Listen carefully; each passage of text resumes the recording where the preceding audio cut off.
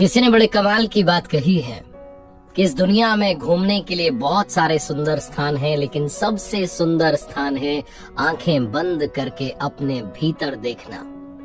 नमस्ते दोस्तों, मैं हूं आरजे कार्तिक।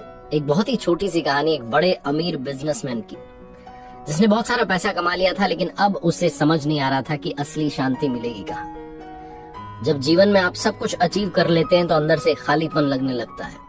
तब आपको समझ में आता है कि बहुत कुछ है जो मुझसे छूट गया।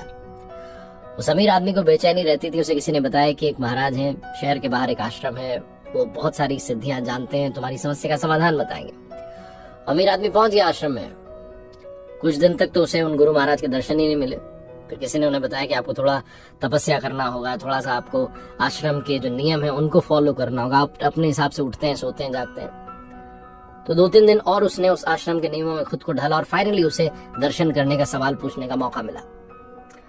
तो उस आश्रम के गुरुजी थे, उनसे उसने पूछा कि मुझे मन की शांति कहाँ मिलेगी? मैंने बहुत सारा पैसा कमा लिया लेकिन अंदर से शांत नहीं हूं। तो गुरुजी ने कहा कि बस आपको एक काम करना है, मुझे चुपचाप देखते रहना और कुछ नहीं करना। तो सेठ ने, वो जो बड़ा बिजनेसमैन था, उसने कहा ठीक है।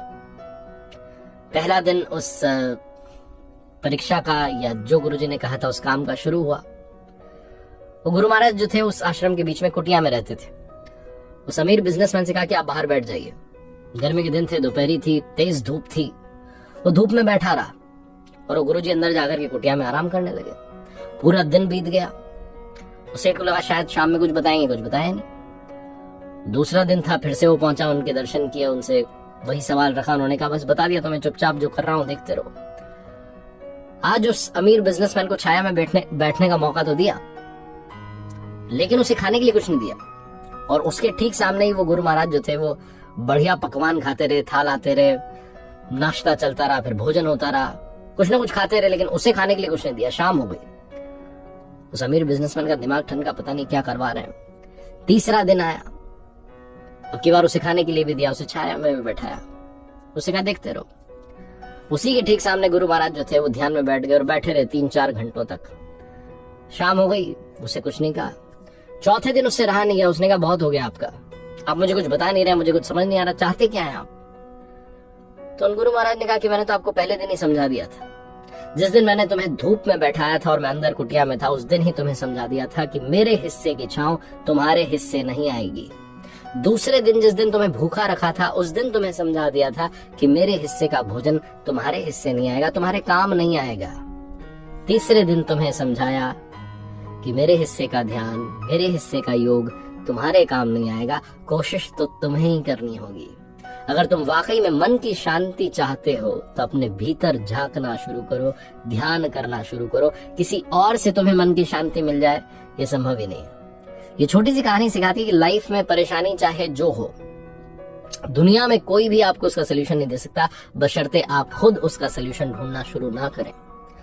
अगर आप जीवन में मन की शांति चाहते हैं, अगर आप जीवन में कुछ पाना चाहते हैं, तो प्रयास आपको करना होगा, कोशिश आपको करनी होगी, अपने अंदर झांकना होगा, अपने आप को ईमानदारी से एनालाइज करना होगा और समझना होगा, जानना होगा कि कमियां कहाँ हैं। उन कमियों पर काम करना होगा। एक बार फिर से वही बात जो अक्सर आपसे कहता हूँ, ऊपर वाले के आशीर्वाद, अपनी मेहनत और अपनों के प्यार के साथ कर दिखाओ कुछ ऐसा कि दुनिया करना चाहे आपके जैसा।